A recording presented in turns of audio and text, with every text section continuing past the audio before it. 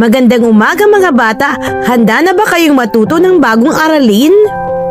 May isang kakaibang panahon na biglang dumarating.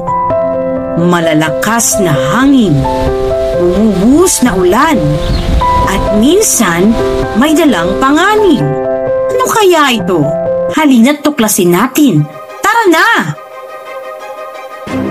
Ang bagyo ay isang masamang panahon na may pabilog na galaw ng marahas at malakas na hangin at may kasamang matinding ulan. Karaniwang daang-daang kilometro o milya sa diameter ang laki nito. Ang pagkakaroon ng maraming bagyo ay maaaring epekto ng climate change o pagbabago ng klima.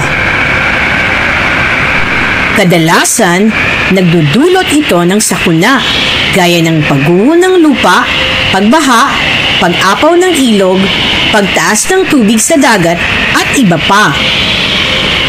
Sa nagdaang mga taon, ilang malalakas na bagyo ang pumasok sa ating bansa na nakapaminsala ng mga ari-arian at kumitil ng maraming buhay.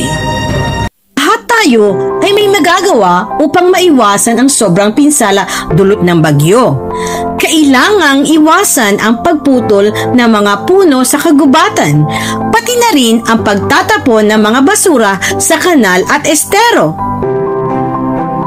Panatilihin din ang kalinisan ng paligid. Pinakamainan din kung magtatanim tayo ng mga puno at halaman sa ating mga kapaligiran.